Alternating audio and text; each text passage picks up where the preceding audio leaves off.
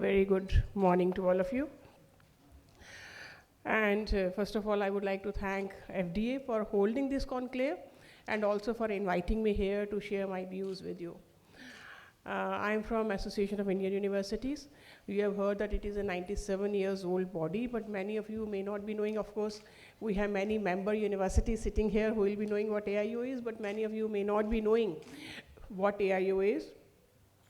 So AIU is an association of Indian universities, but in addition to Indian universities, it also has foreign universities as its members. And right now we have a member base of 900 universities. You will appreciate that in our country we have around 1,050 or 60 universities, and out of that 900 are our members. So that is a big number. And what type of activities we do? We do a lot of work in academics, research, and because the NEP talks about holistic development of the students, we also work in the areas of sports, like you must have heard of Khelo India University Games. So that we hold, and then we do hold sports events for all the universities at zonal level, national level, international level. So in the last Tokyo Olympics, something like 40 people went from the university sector for participating in the Tokyo Olympics.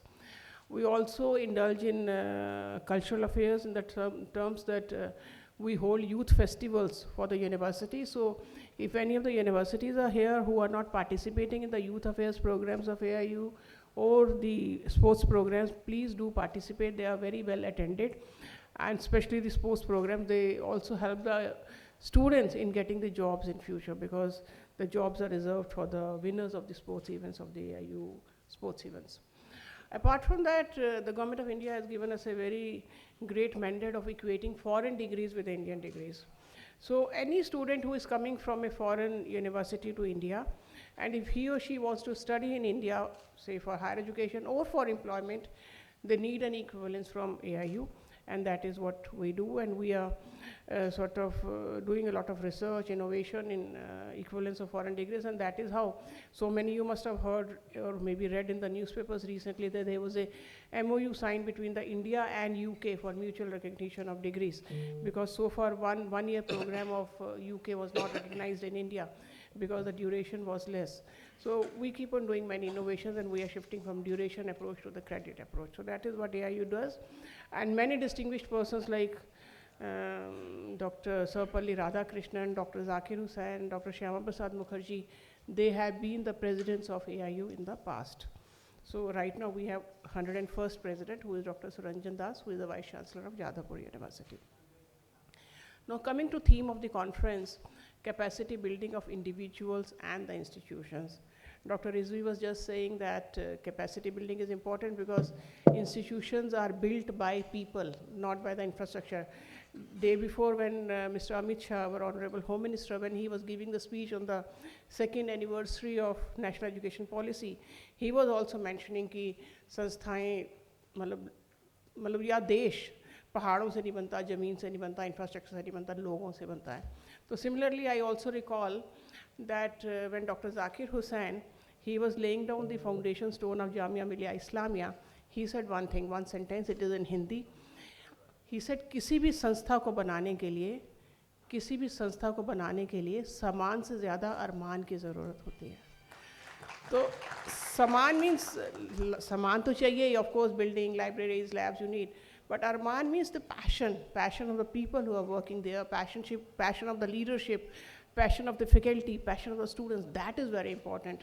So when we talk of capacity building, we talk of these Armans, which Dr. Zakir Hussain was talking so long back, that passion is very important if you want to build an institution. And recently also you saw when this corona stuck and all our institutions and colleges were closed, and all of a sudden when it was closed, I mean, nobody had any clue that how the universities will function now. And at AIU also we were thinking maybe what will happen, 0 year declare hoga, yeah, what will happen? Because we knew that my parent office is UGC, and I have been a vice chancellor also for 6 years in a Haryana Women University. So I knew that our university teachers, although from UGC also we have been trying for a long time that they should be using technology for teaching, they should be using some blended modes of teaching. They should be using some online modes of teaching, but there was always a hesitation on the part of the teachers and they were not using. But as soon as Corona came, I must salute the teachers of our university system. Overnight they started teaching, but how did they start teaching? It's not because of the infrastructure, because of the capacity building. And at least AIU also played a lot of role, government also played a lot of role, UGC, AICT, many organizations played a role in doing the capacity building of the teachers for teaching online during the Corona period. And Dr. Agarwal, at many seminars, I have heard him saying that the award for best teacher for 2020 should go to Corona.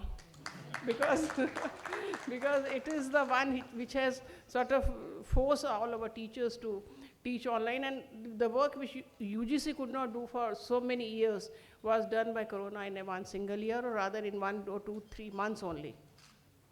So that is why, even if the infrastructure was there, platforms were there, which came very fast, of course, when Corona struck. But the major thing, capacity building of the teachers as well as the capacity building of the students, was something which was important. Similarly, when this national education policy came, the lot of emphasis was laid down on capacity building of the students especially. Because we say that it is a student-centric policy in which a lot of importance is given to the students in terms of what to learn, how to learn, when to learn, where to learn, everything. I sometimes say that the student is treated like a king in the national education policy. So a lot of emphasis has been given on the capacity building of the students, right from when you talk of multidisciplinary education, when you say that the student should not be knowing only one subject, they should be knowing multiple subjects, because the holistic development has to be there. And when the student goes out and works, he doesn't work in one discipline, he has to be in various, for example, just now we were talking about civil engineering. Suppose a student goes out as a civil engineer, suppose he is asked to build a bridge. So for building a bridge, he does need the knowledge of civil engineering, but that bridge will affect many people because of human displacement will be there. So some sociology concepts he will be doing. The bridge will be impacting the environment. So what type of environmental effects will be there? So he has to have a holistic knowledge of many, many things, not only one civil engineering. Therefore, it is important that the capacity building of the students is done in such a manner that they emerge as a holistically developed student.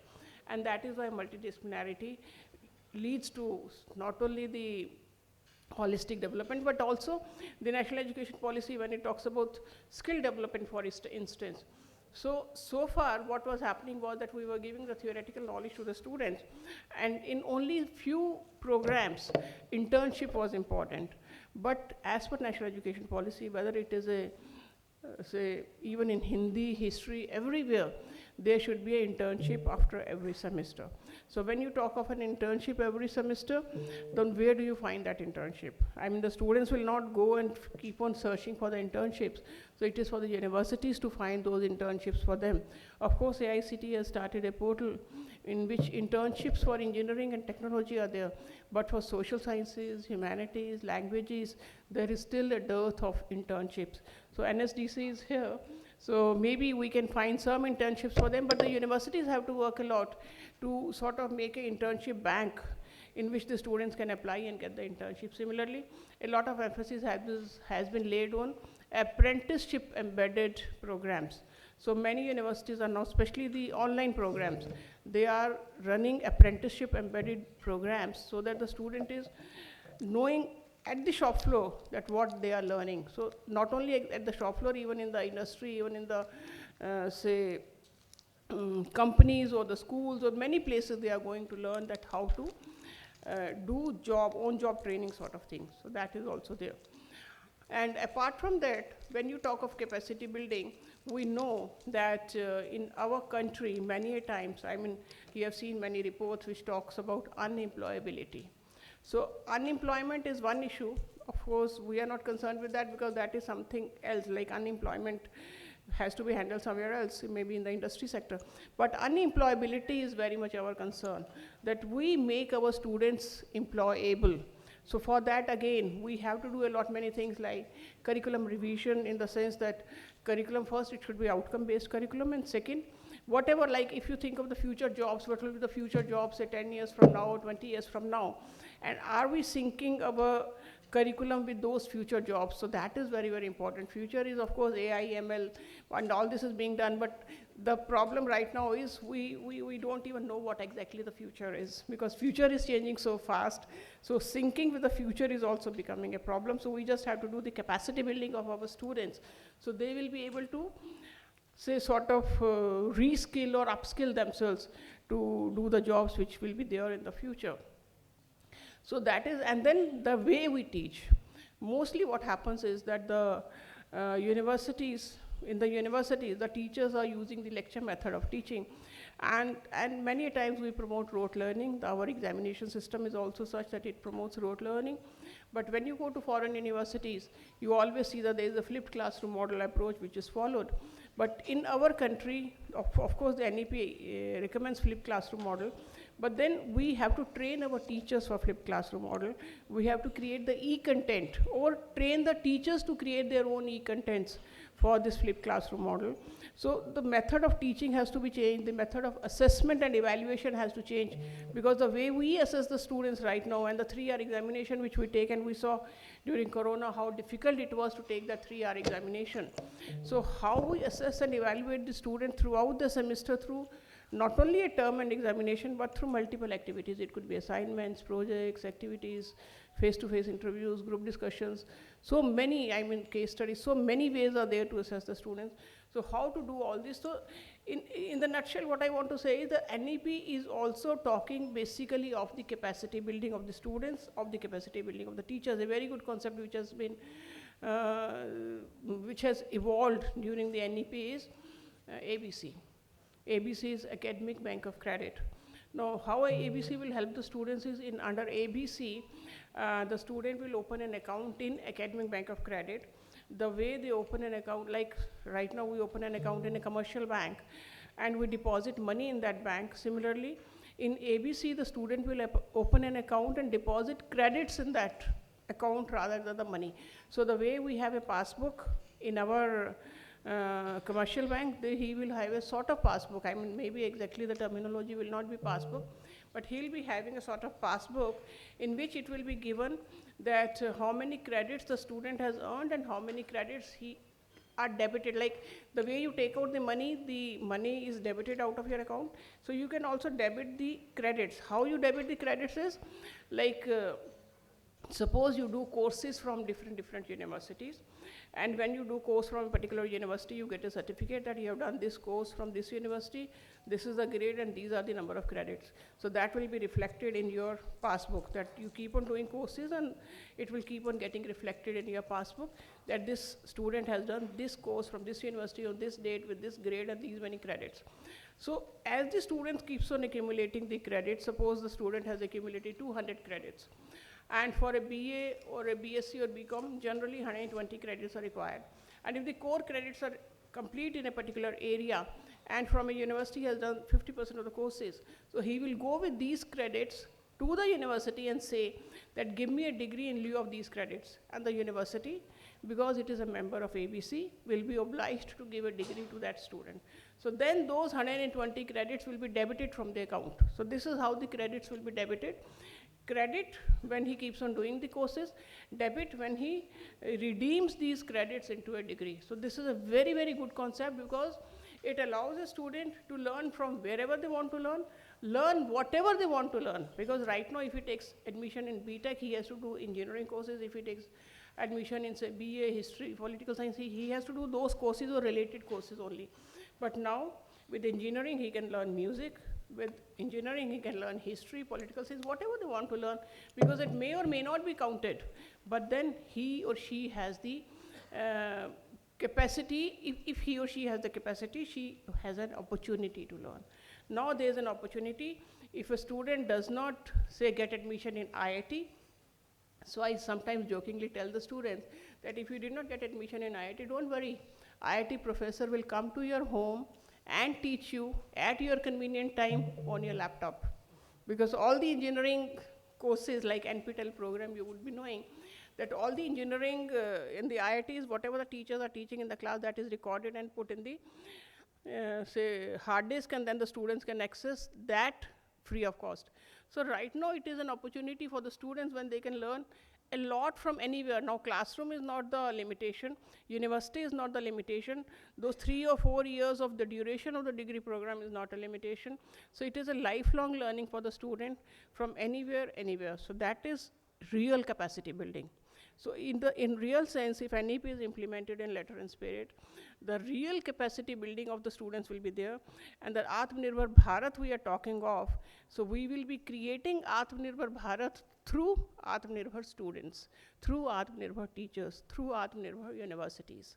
So that is very, very important. So I suppose everybody is committed to implementing NEP in letter and spirit, and the day it is fully implemented, we know that we have won the battle.